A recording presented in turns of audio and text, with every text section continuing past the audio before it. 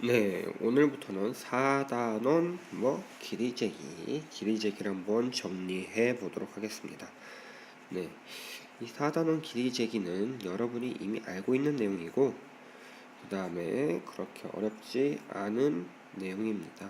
맞죠? 자, 이번 시간에는 그 길이재기 첫 번째 시간 자, 직접 대어보며 물건의 길이를 한번 재볼 거고요. 두 번째, 몸을 이용하여 길이를 재어보고, 세 번째, 물건을 이용해서 길이를 재보도록 하겠습니다. 네, 교과서 140쪽 보시면 임금님 이야기 나오죠?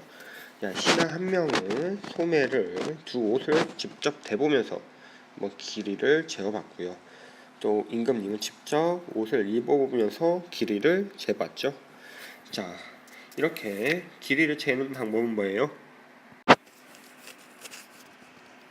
직접 맞대어 보는 방법이 있습니다. 맞죠? 직접 맞대어 보는 방법이 있다. 맞대어 보는 방법. 이게 가장 빠르고 손쉬운 방법이겠죠. 하지만 한 가지 질문이 이제 밑에 있는데, 하지만 어떤 물건이든 길이를 맞대어 비교할 수 있을까? 과연 그럴까요? 그렇습니까? 여러분 생각해 보세요. 어떤 물건이든지 길이를 맞대어 잴 수 있습니까? 아니죠. 없습니다. 사실 없는 경우가 더 많다. 어떤 경우가 있습니까? 자, 교실 앞쪽의 창문과 그 다음에 복도 쪽 창문의 어떤 길이를 잴 수 있습니까? 어떻게? 직접 벽을 잘라서 잴 거예요? 어렵겠죠. 그 다음에 수업 시간에도 많이 얘기했지만 아파트의 높이, 아파트 1층에서 10층까지의 어떤 길이를 잴 수 있습니까? 네, 실제로 어렵죠. 맞대어서 길이 재기도 어렵다. 그래서 없는 경우가 더 많다. 그 다음에 두 번째 질문이 있습니다. 얼마나 차이 나는지 말할 수 있는가? 얼마나 차이 나는지 말할 수 있습니까? 지금 이 친구 보세요. 자, 옷이 있고요. 분홍색 옷이 있고 지금 입고 있는 옷이 있는데 소매를 직접 재봤는데 이 차이가 얼마나 나는지 알 수 있습니까? 정확히 알 수 있습니까? 모르죠. 이게 얼마만큼 차이 나는지 정확히 알 수가 없다. 맞죠? 따라서 이 직접 맞대어 보는 방법은 가장 빠르고 손쉬운 방법이기는 하지만 차이를 알 수가 없고요. 그 다음에 모든 물건이든 맞대어 비교할 수가 없다. 모든 물건을 어떤 길이를 잴 수가 없다라는 거, 요거를 알고 가시면 됩니다. 나머지 활동했던 거는 이제 여러분 직접 몸으로 겪어보라는 것이지, 이번 첫 번째 시간에서 교과서에서 책에서 여러분에게 하고 싶은 말은 요겁니다. 아시겠죠? 이 두 번째 시간에 한 거는 뭐였습니까? 몸을 이용해서 길이를 잴 수 있다. 이 내용이었죠. 자, 남자 재단사는 오른쪽 팔을 쟀는데 두 뼘으로 나왔고요. 두 뼘으로 나왔고요. 자, 여자 재단사가 쟀는데 몇 뼘이 됐습니까? 3뼘. 왼쪽 팔은 3뼘이 됐습니다. 자, 이 이야기를 실제 수업 시간에 들었죠. 두 사람은 모두 뭘 이용해서 쟀습니까? 몸을 이용해서 쟀습니다. 정확히 말하면 뼘을 이용해서 쟀죠. 뼘. 자, 그리고 재단사와 조수가 잰 각각의 뼘 수는 얼마입니까? 자, 재단사는 몇 뼘? 2뼘. 조수는 3뼘이었죠. 자, 이런 식으로 몸을 이용해서 특히 뼘을 이용해서 길이를 잴 수가 있었습니다. 중요한 내용이 나옵니다. 이렇게 뼘을 이용해서 길이를 잴 수 있는데,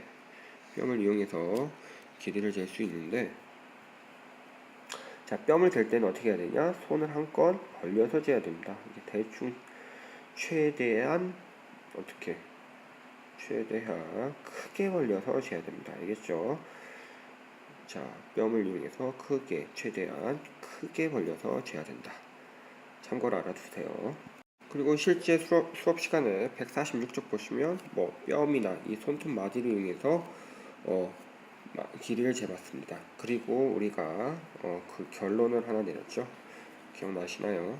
자, 이 뼘이나 이런 손톱 사이처럼 어떤 길이를 재는데 뭐가 되는 기준이 되는 길이를 뭐라 한다? 단위 길이라 한다. 이걸 꼭 알고 가셔야 됩니다.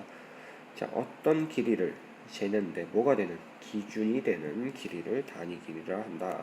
자, 기준이라는 것은 즉 뭐 비교할 수 있는 거 맞죠? 자, 재단사와 조수는요 각각 임금님 팔을 쟀습니다. 임금님 팔을 재는데 이 왼팔과 오른팔 직접 맞대어 재는 것이 가장 빠른 방법이겠지만 맞대어 잴 수 없는 경우가 있다고 했죠. 지난 시간에. 그럴 경우에는 어떤 기준이 되는 길이가 필요하다. 그것이 뭐였습니까? 이번 시간에 배운 몸을 이용하는 길이, 즉 뼘이었죠. 뼘.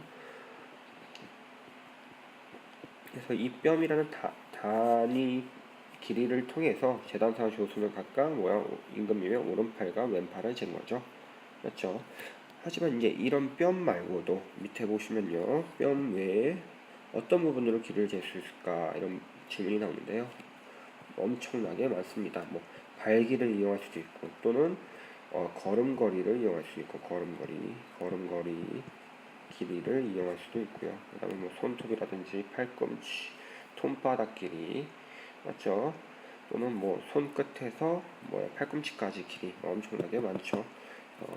여러 가지 몸을 이용해서 길이를 잴 수 있고요.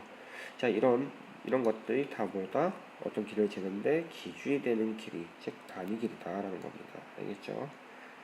아시겠습니까? 몸을 이용해서 잰 다음에 우리가 무엇을 이용했습니까? 물건을 이용했습니다. 물건. 조수는 뭐를 이용했습니까? 연필. 역시 재단사도 연필을 이용해서 길이를 쟀죠. 자, 조수는 오른팔 길이를 연필로 3번으로 쟀고요. 재단사는 연필로 5번으로 쟀습니다. 맞습니까? 네, 기억나죠? 다시 한번 정리합니다. 재단사와 조수는 뭘 이용해서 쟀습니까? 연필, 즉 물건이죠. 자, 그럼 재단사와 조수는 각각 몇 번 나왔습니까? 재단사는 5번, 조수는 3번 나왔습니다. 뭐 연필로. 자, 방금 배운 내용 다시 한번 복습해 봅시다. 그렇다면 여기서 이 연필은 무슨 길입니까? 무슨 길이? 자, 다 떠오르는 단어가 하나 있겠죠. 무슨 길이? 네, 단위 길이가 됩니다. 단위 길이. 이 연필이 지금 임금님의 팔을 재는 기준이 되는 길이 뭐 단위 길이가 되고 있습니다. 단위 길이. 맞죠?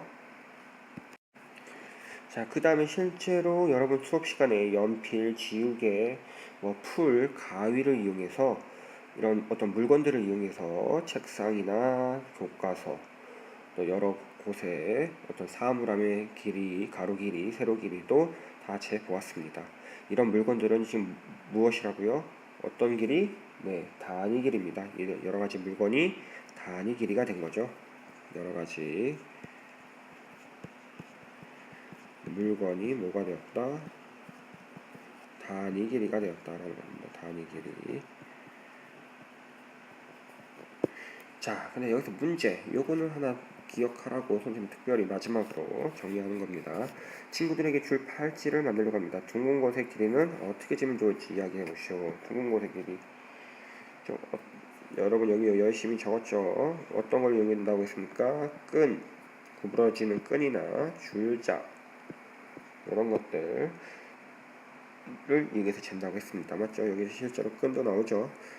그래서 주로 이제 줄자 구부러지는 것을 이용해서 길이를 재고, 또 여러분 기억납니까? 우리 반 뭐 팔목이 가장 두꺼운 사람, 팔목이 가장 두꺼운 사람 한번 재봤죠. 끈으로 이 끈이나 구부러지는 것들을 이용 줄자 등 구부러지는 것들을 이용해서 잴 수 있었습니다. 알겠죠?